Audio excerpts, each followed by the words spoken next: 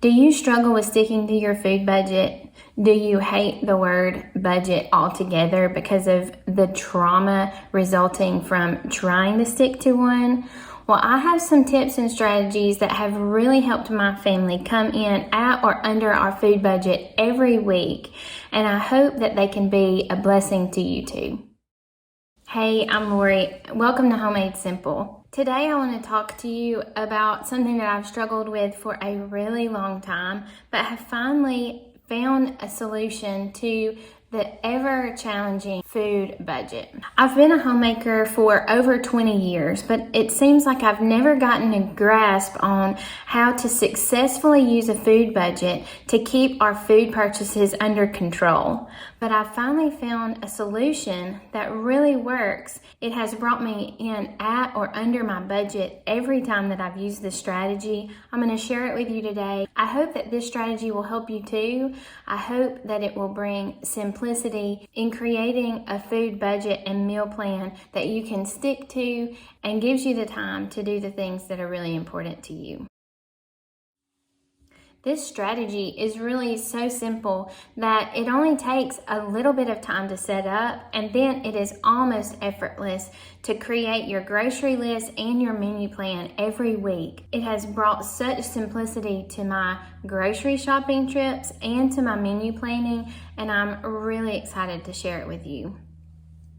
So the first thing that you have to do in order to create this simple plan is to download the master plan for your menu and grocery list. And I have a link for this plan down below for you to save to your computer and create your own personal master plan.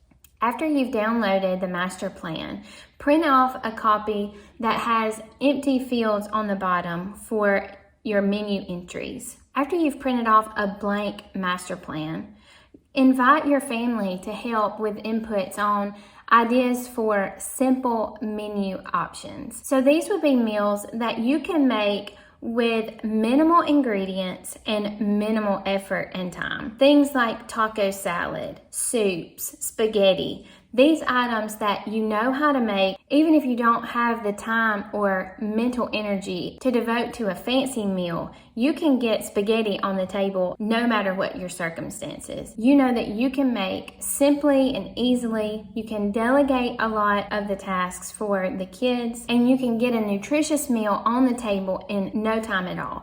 30 minutes or less. That's the kind of meals that you're looking for. Minimal ingredients and minimal time and effort. After you've compiled a list of, say, 20 or so dinner options, think of about 10 or so breakfast and lunch options to add to the menu plan as well. That way, the whole menu will be planned out for you in advance and you won't have to think about it ever again.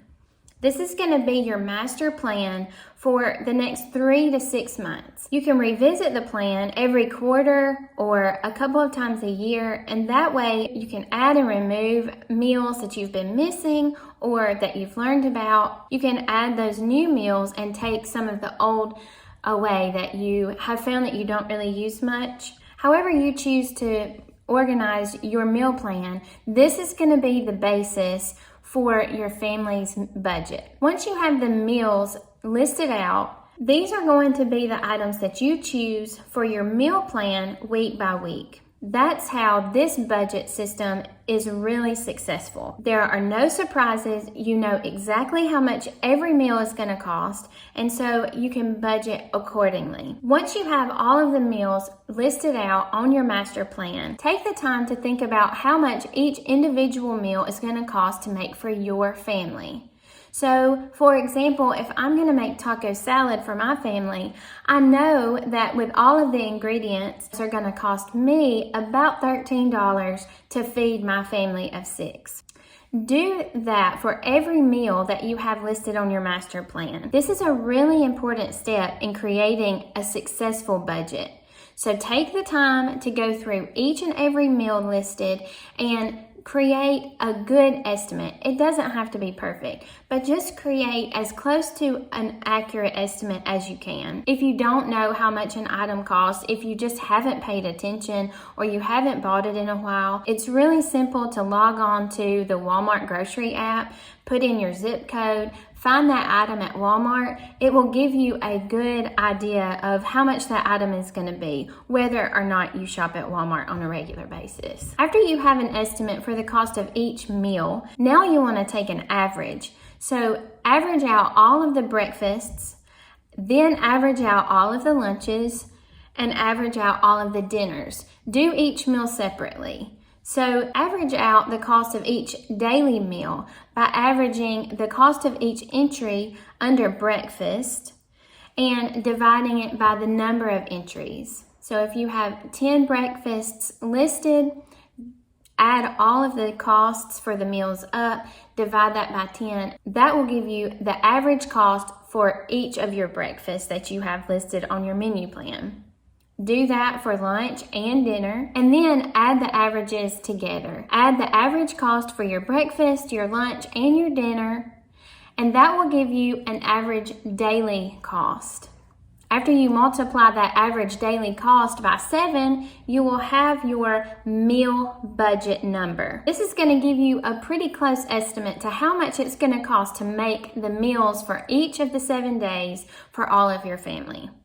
But you're not done until you add up a couple of other things that you always have to buy at the grocery store. Things like snacks. My family eats a lot of snacks, and so I need to make sure that I allow for that amount whenever I create my food budget. Otherwise, my food budget is going to be blown before I even get to the grocery store. Add also an amount for staple items.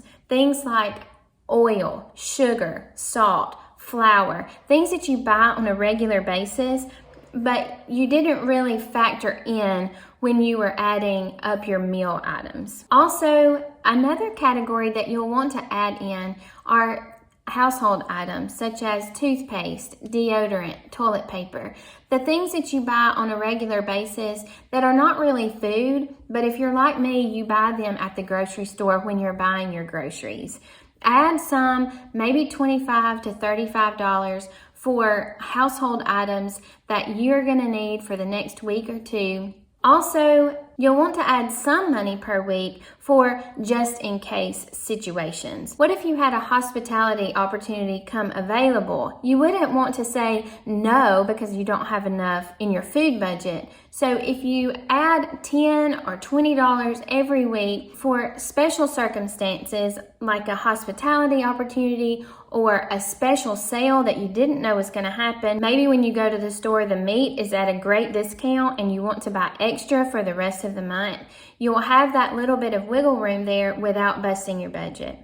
So don't forget to add a little bit of a cushion. The last category I would encourage you to consider is add a little bit of money every month for creating a stockpile of food storage.